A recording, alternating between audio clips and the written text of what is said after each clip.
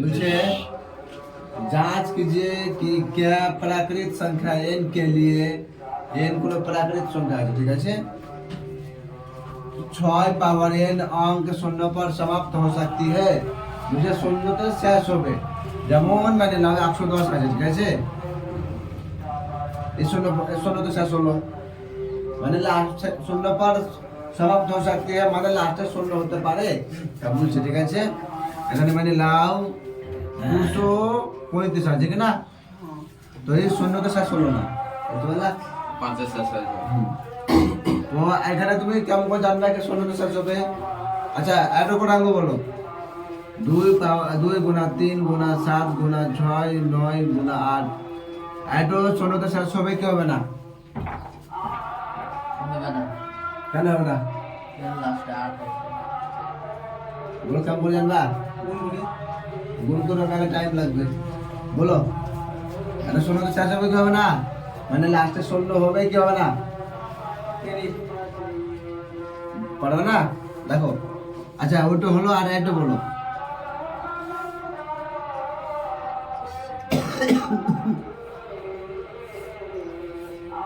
এটা শূন্য তো শেষ হবে কি হবে না? এটা শূন্য তো শেষ হবে কি হবে না? কেমন করে? এটা বলো 2 গুণা 3 গুণা 5 এটা শূন্য তো শেষ হবে কি হবে না? কেমন হবে? যেখানে দেখবে যার অভাজ্য গুণনখণ্ডে 2 আর 5 থাকবে কিনা, 2 আর 5 শুধু 2 নয়, 2 আর 5 থাকবে আর লাস্টে শূন্য আসবে মানে ওই শূন্যটা শেষ হবে, বুঝতে পারলে? এখন দেখো যেমন 2 গুণা 6 হলো, 5 6 30 শুনে গেল, ঠিক। এখন তুমি গুণা করবে, গুণা করে দেখলিবা এই লাস্টে শূন্য আসবেই না, ঠিক আছে। না এটা আসবে 2 আর 5 আছে কিনা, 2 আর 5 আছে মানে লাস্টে শূন্য আসবে, ঠিক আছে। এখন দেখো 2 আর 5 নাই, 2 আছে কিন্তু 5 নাই মানে আর কি হবে, আর শূন্যতে শেষ হবে না, ঠিক আছে। আর শূন্যতে শেষ হবে না।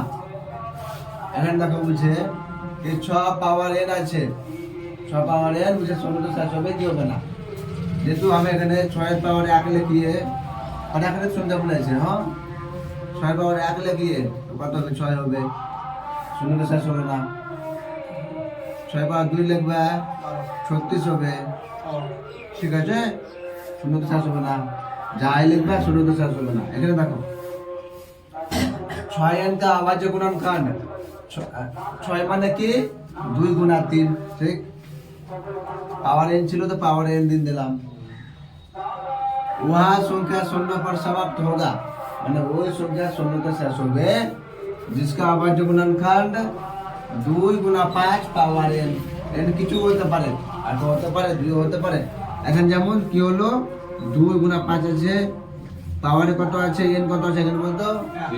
n কিছু না মানে 1 আছে, বুঝতে পারলা?